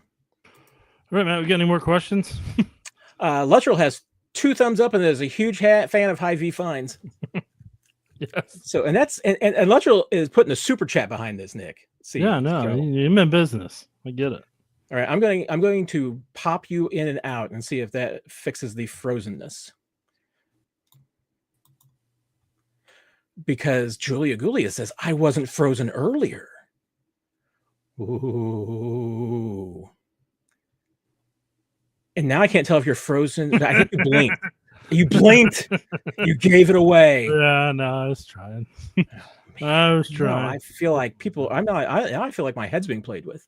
No. I don't know what to tell you. This is the most confusing live stream ever. Okay. Well, I'm sorry to hear that. Aaron's got a question at 736. There's another five stars for Hy-Vee fines, by the way. Good. Appreciate it. 736 is where I only, like 52 minutes behind.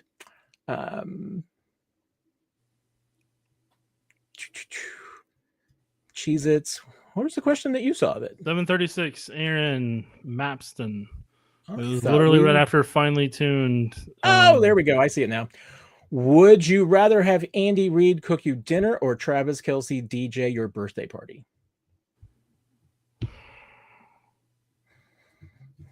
I don't know, Matt. What do you have a preference? Because I personally, I want to remain professional. No, you want to remain. I see. I figured you were gonna. This was an easy answer for you. I just want to remain professional. Because my guess is that you would rather have Andy Reid cook you dinner because you refuse to acknowledge when your birthday is. What birthday? Oh man, Aaron, that's a good question. I mean, I'm probably going to lean towards the Travis thing because that's just you don't know how that's going to end. I technically don't know what Andy Reid can make besides macaroni and cheese. And I mean, don't get me wrong. I love me some mac and cheese.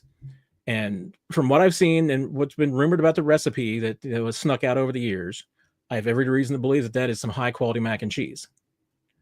But boy, if Travis Kelce is DJing your party, you just don't know what's going to happen. I wonder if he'd be like DJ Pauly D of the Jersey Shore or not. Or if Travis Kelce would be even better of a DJ than him. It has me intrigued. Have to be better than DJ Roomba, but Is that just the vacuum cleaner going across the floor?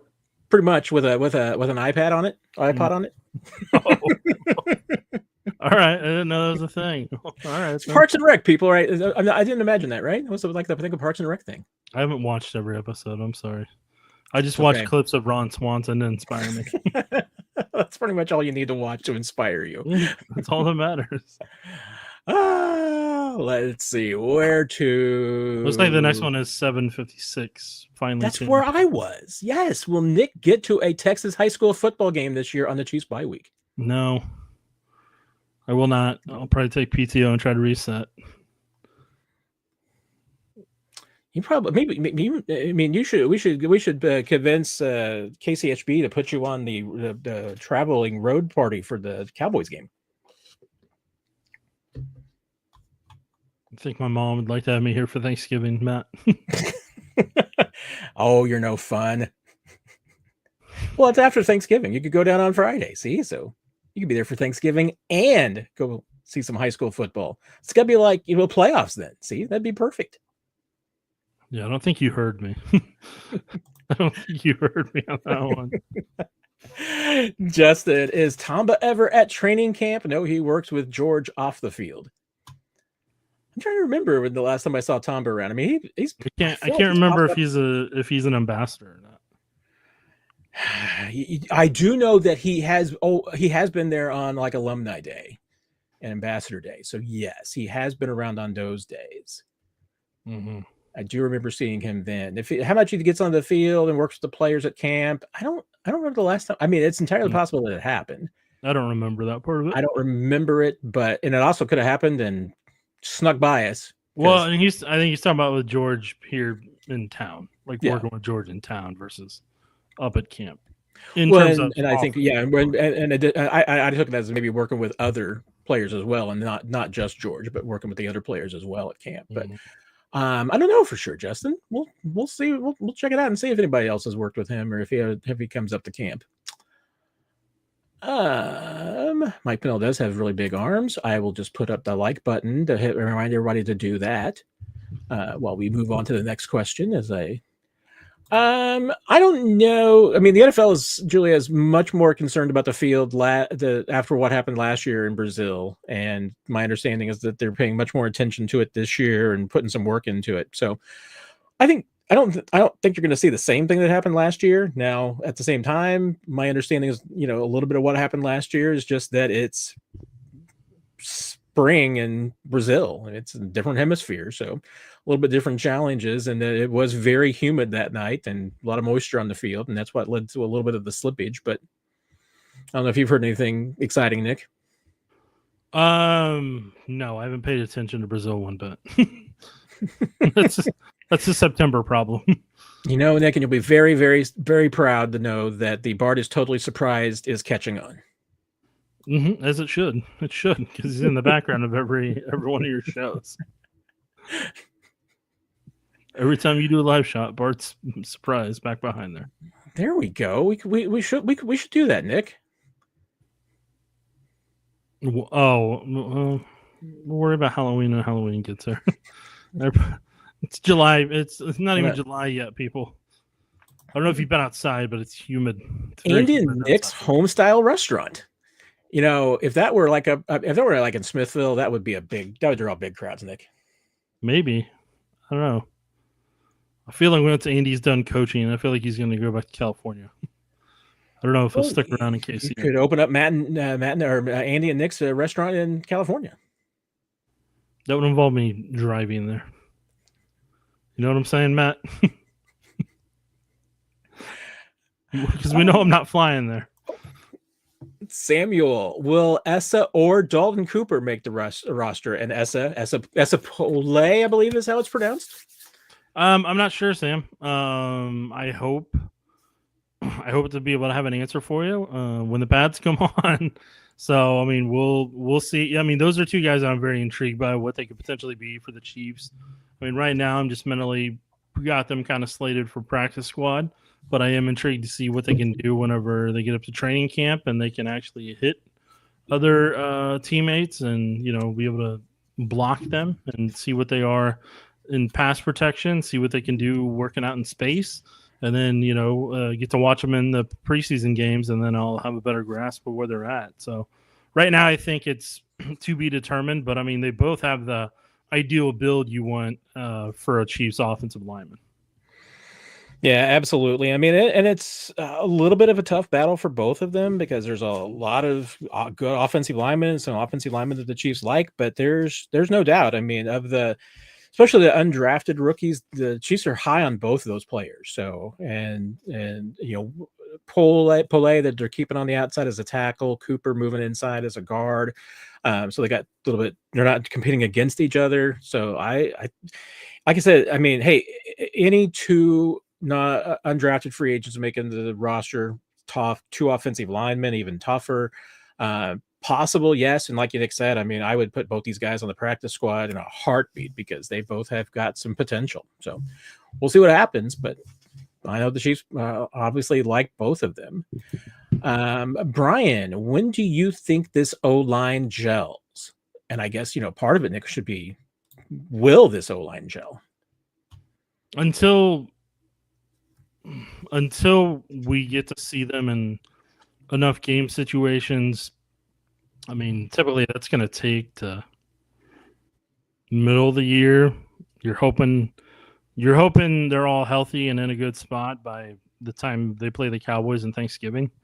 So I think you're kind of looking in between that Halloween to Thanksgiving range, that you're kind of hoping that they're where they collectively need to be together at that point.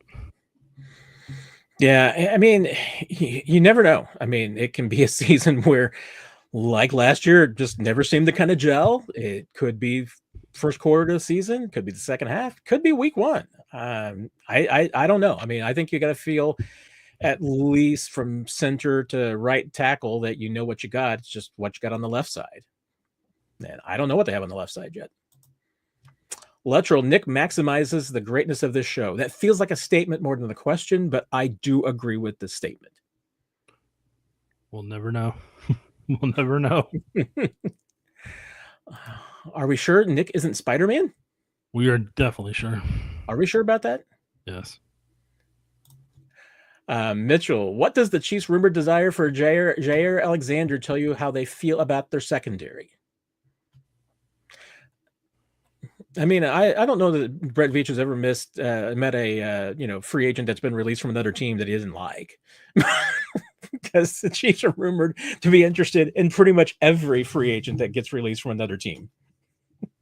Well, I'm trying to figure out where that was.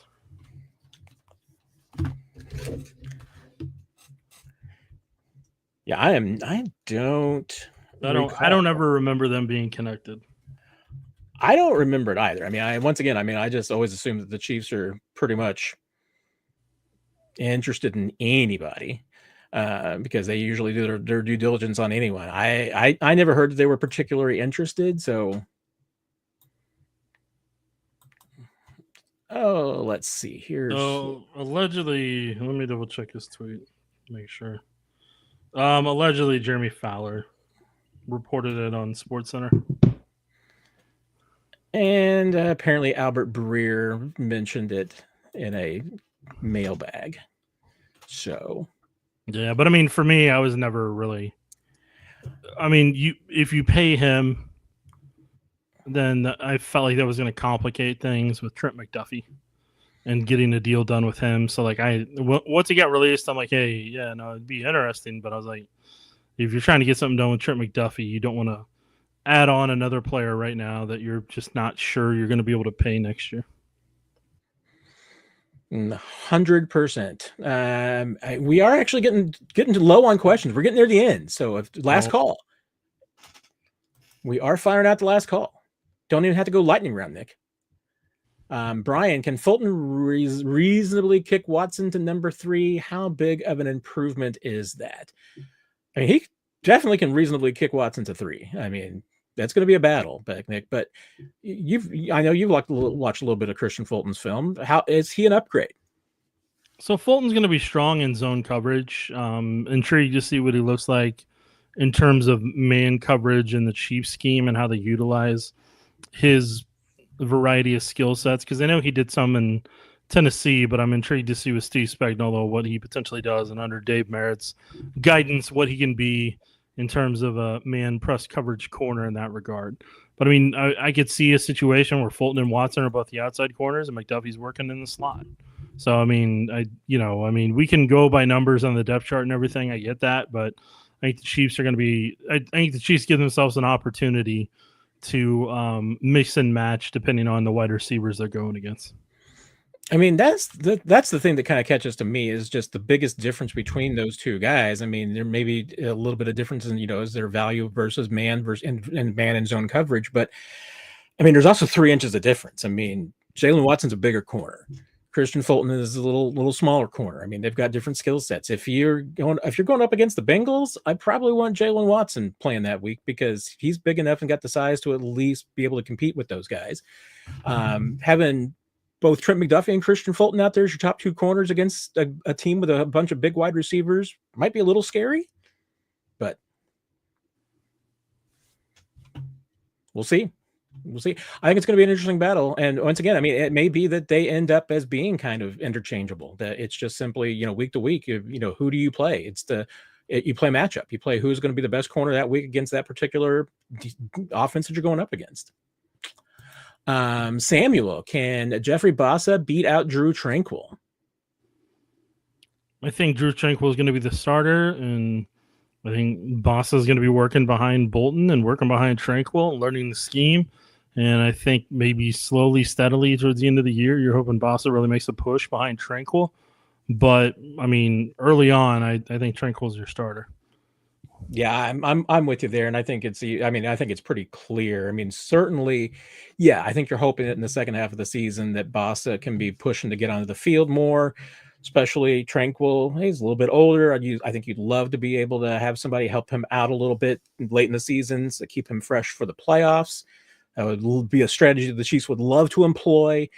And as much as the Chiefs talked about Jeff Bassa being ready on day one, Nick, I mean, I thought that during OTAs he's still a raw player. I mean, there's still a lot that he needs to learn and pick up. Doesn't mean he can't do it in year one, but I mean, at this point, Drew Tranquill is the better player. I mean, that's the better option, I think, at least at the beginning of the season. Mitchell, in a follow-up, how much more of a threat is Baltimore with Alexander? It didn't really do anything for me. I mean, it helps their secondary, but it didn't really do anything for me. Lamar's still the quarterback. I guess, yeah, it gives them depth. I don't know if it's, going to change their Madden rating, 2 or 3 points, but I mean, they're still going to be a good defense. It's just, it'll be deeper. Yeah. I don't think it necessarily makes them significantly better though. So it's not like worrisome to me. Brian, Chamari Connor to safety, so the Chiefs can keep Noel and another. I mean, here's the thing, Nick. Everybody, kind of gets lost. Chamari Connor's been a safety the entire time.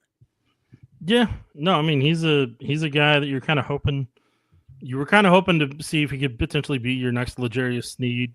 The execution didn't work out last year the way that you'd kind of hoped to take that next leap.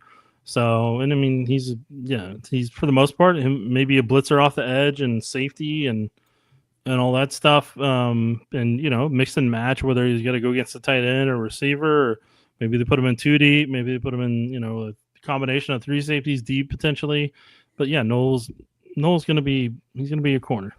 Like the Chiefs at cornerback right now, in my mind, is Trent McDuffie, Christian Fulton, Jalen Watson. You're seeing what Najee Johnson can do here, or Najee Johnson.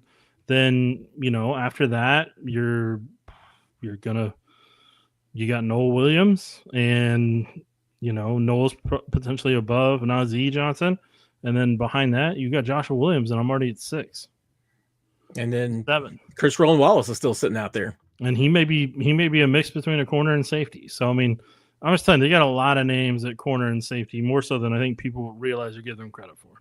And you hit on what I think could be the really interesting part of it, which is that it's not about, Chamari Connor, playing more safety. I mean, Chamari Connor has been a safety the entire time. And that's not a knock, Brian, because most people, I think, really get this confused and everything. They see what he's played and they feel like, hey, he's mostly when they played in the slot, so he's a corner.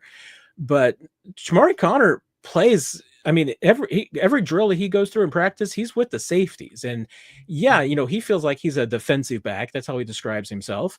And I get that because, he plays a little bit of everywhere.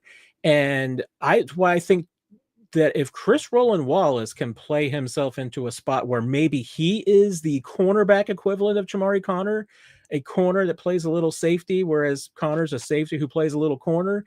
If Roland Wallace can do that, maybe you can keep, 7 corners. Maybe you are keeping Chris Roland Wallace and you're keeping Noel Williams along with Josh Williams, Najee Johnson. You've got some tough decisions there, but if you're able to keep those 7, then you're only keeping 3 safeties, which would be Connor, Hicks, and Brian Cook. Mike Edwards would be the odd man out. and maybe you're keeping Edwards on the practice squad. Deion Bush is an emergency guy on the practice squad. I mean, I could possibly see that being a scenario where, if Chris Roland Wallace is able to help you out a little bit at safety, then maybe you can get away with that. But obviously, hey, 6 and 4 is usually where kind of Chiefs try to go with that rotation as far as guys on the defensive back. Sometimes 5 and 5, but 6 corners, 4 safeties would be pretty reasonable for him.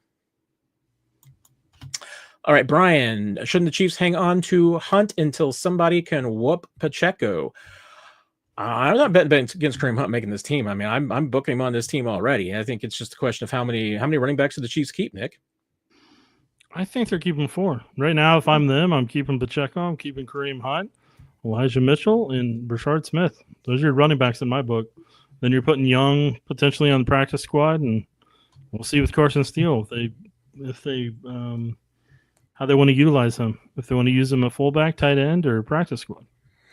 I mean, if you look at the Chiefs' history, I mean, there's a reasonable chance that you're going to have 3 running backs start for you this season. I mean, that happens more often than not. I mean, having a 4th player start for you, not unreasonable. I mean, so I think you're keeping 4 for sure too. I mean, I'm with you right there. So, and did you answer the one before about Pacheco? I did not, Bulls fan. Sorry about that. I'm sorry I missed that. What are your expectations from Isaiah Pacheco this season? I mean, for me personally, so here's how I'm going to do this. Pacheco is a good straight line speed player. Obviously, people talked about his 4.37 40, how he can get the top end speed, how he's fast. When he's in a straight line, yes, he can. But a lot of this offense is running sideline to sideline, having to laterally be able to maintain acceleration and quickness, and that's just not been Pacheco's game and been a big part of his game. So, I mean, the plays between the tackles that are quick hitting and the holes there for him, Pacheco is a running back that I feel like is based a lot more on how his offensive line blocks than he is on his ability to be able to create, because athletically, just from a lateral perspective, I don't feel like that's the strong suit to his game. So for him, like, he's a lot more determined. A lot more what he does is based on O-line. Like somebody like the Ravens, I think he could do really well in the Ravens scheme, both style-wise and just what they would do and how they would run him and how that quarterback read option would help him. I think he could do wonders in the Ravens scheme. Like, I think that would be like a strong suit for him. But for the Chiefs, out of shotgun, they got a lot of lateral stuff. A lot of stuff that requires you to kind of pick based on your own vision and kind of create and juke on your own. And I just don't know if that's necessarily his game. Yeah, I think it's a really good point. And, that's, hey, what is good expectations, reasonable expectations for Pacheco this season? I mean, I think the first thing you'd love to see is that if he can remain healthy. I mean, that's been a challenge the last couple of years. He's had some injuries. I mean, if Pacheco it's a contract season for Pacheco. If this is a contract season for Isaiah, I mean, one, you're hoping that he plays 16, 17 games. If he does that, based on being a contract season, he should be 1,000-yard rusher. If he's getting to play that much, if he's going to stay healthy, he should become a 1,000-yard rusher. Doesn't mean he's going to be like a 1,400-yard guy, but he should get over 1,000. And that way the Chiefs maybe not as much of a committee as they have been and maybe might be again. But I mean, also at the same time, I think you're right. I mean, that's a really good point. I think he would fit really well in an offense like Baltimore's, but he's also, I mean, not necessarily a guy that you're going to get 300 touches out of. So, I mean, there's still going to be a little bit of rotation there, but I think you're obviously the one thing you're hoping for Pacheco in a contract season is that he stays healthy and he's productive. If he does that, he can have a really good year. But I'll just be interested to see. I mean, and particularly because I'm just going to be interested in what Elijah Mitchell and Brashard Smith do, because those two I think are huge, X factors. We just don't know what they're going to look like in this offense. Brashard Smith, we don't know what he's going to be like in the NFL. He could be really, really good. He could maybe flame out. We don't know. Elijah Mitchell has been really good in the NFL in the past. We just don't know how he's going to look in this offense. He could fit really well. And reasonable chance that both those guys are going to get a chance at some point this year because this injuries in the NFL and the running back spot. But I'm really interested to see how running back plays out in training camp in the preseason. I'm not expecting any huge upsets here. I'm not expecting, that, hey, anybody's going to come out of nowhere and knock Pacheco out of the starting job. He's going into camp as the number one guy. And, hey, grown men are trying to take his job, Nick, and he's trying to keep it. Yeah, that was interesting when somebody asked him that question at the presser a while back. That was you, right? That was me, yeah. It took me a minute to get back to that. You got to remember how many press conferences we've had over the past month. Trust me, I don't even remember some of the questions I ask half the time. So. But I liked his facial expression when you asked about it. Because it was like going back in time. He's like, oh, yeah, I did say that. You did say that, yeah. Now he's on the opposite end of it now. Isaiah Pacheco gave like one of the greatest draft day Zoom phone calls of all time. That was aces. He, as they like to say, Nick, won the press conference. Oh, we lost Nick. So I don't know what happened to Nick. Oh, we've had some fun on the Q&A tonight. Hey, everybody, we'll probably just go ahead and call it a night there. We've gone through all of our questions. Can't tell you how much I appreciate everybody for joining us tonight. Nick, thank you very much for coming in. A lot of questions tonight. Good conversation. A lot of fun. Got a little bit off topic at times, but hey, hopefully you all enjoy that. Everybody have a great week. We will see you. We got some. Oh, and Nick is back. I showed a screen and said there was an error on CyberDuck. I'm assuming that our platform of choice just is having some technical difficulties today. Something's going on. So the gremlins have been out and about, Nick. So at least, but hey, like Casey Harold says, at least you're not frozen. You. Well, at least you're not frozen. You just were for me. Oh, so yeah. In terms of Brashard Smith, no, I don't think he's just going to be a special teams player. I think Brashard's going to be a part of this offense. I think he's going to be part of the screen game. I think he's going to be part of the pass game. I think he's going to be one of the most explosive running backs that they have out of the backfield. And I think he is the infusion that I kept asking for last year, an explosive running back that they need. And people kept telling me, no, they don't need that. I mean, that's the thing to me is that the Chiefs Chiefs are probably going to keep 4 running backs. If they do, chances are there's only going to be 3 active on game days. Brashard Smith is going to be one of those because he is going to be returning kicks. He might end up returning punts. I mean, we'll see what happens there too. But I think, obviously Nico Remigio's the favorite, but if somebody else wins the other kick return job that's not as strong as a punt return possibility as Brashard, who knows? There's a lot that could happen in camp, but Brashard Smith is going to be active on game days. So if that's the case, and that Isaiah Pacheco is going to be active most of the time if he's healthy. I mean, is it going to be Kareem week in and week out? Is Elijah Mitchell going to be the odd man out? I mean, we'll see, but Brashard's going to get a chance to play. And there's going to be some weeks where he is up to return kicks, and he might end up playing a lot more running back because they need him. So he's going to get some opportunities this year, and I can't wait to see what happens. So yeah. All right, Nick. Any final thoughts from you? No, I need to get out of here before the internet crashes yet again. Apparently, we do need to get out of here because there's probably a spider somewhere trying to destroy our internet connection. Spider one more time, I'm going to lose my mind. I'm being 100% serious about that. I'm done with the spider thing. Almost as noxious as people kept asking me if I needed a hug for a long time. We finally got rid of that. I have never. You want to know how to put me in a bad mood? Talk about spider and mention hugs. Do those, and I will get in a bad mood real quickly.